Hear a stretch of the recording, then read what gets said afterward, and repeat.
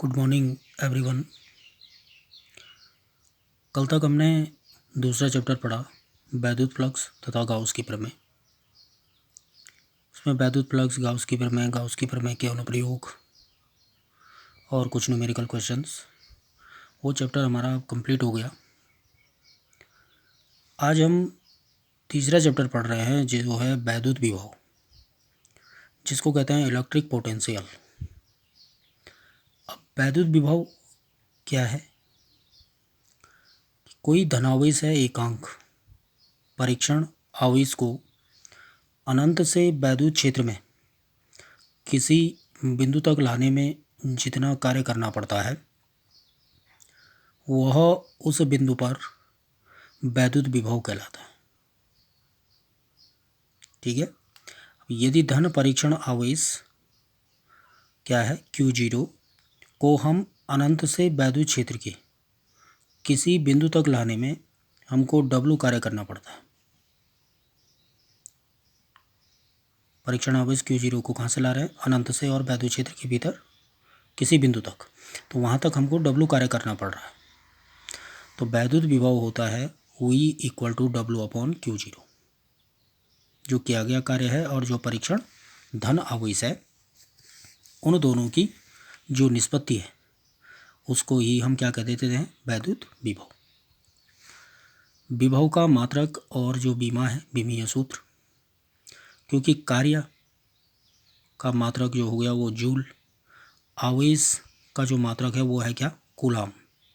तो समीकरण एक से आप पाएंगे कि जूल/कूलाम। ठीक है, तो वो हो जाएगा क्या? जूल प्रति कूलाम, या वोल्ट भी होगा, उसको क्या कह देते हैं? वोल्ट।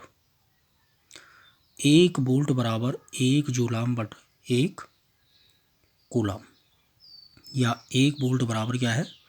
1 joule coulomb inverse. ठीक है। बीमीय सूत्र V = W/Q0, this equal to कार्य की बीमा हो गई ml² T⁻² अपॉन आवेश की बीमा हो गई 80। तो ये हो जाएगा ml² T⁻3, क्योंकि यहाँ पावर कितनी है? -2। तो ये पावर T⁻1 है तो ये ऊपर जाएगी तो -1, तो -3 हो जाएगा और A की पावर क्या हो जाएगी? -1। तो डायमेंशन हो जाएगी ml² T⁻3 A⁻−1। ठीक।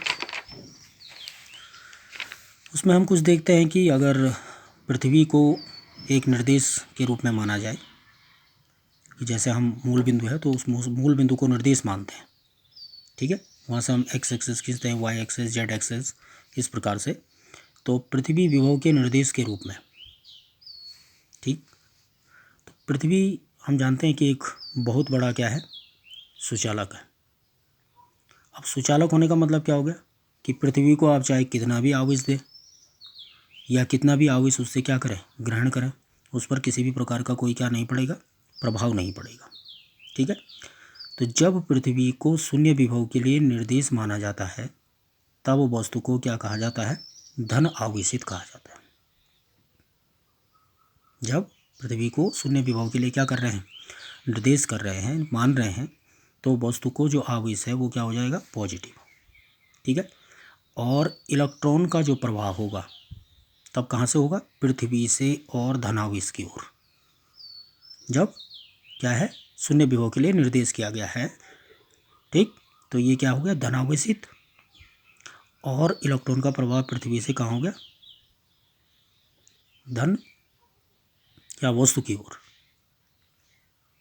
जबकि ऋण आवेशित तब कहा जाएगा जब क्या होगा? धनावेश का प्रवाह क्या होगा?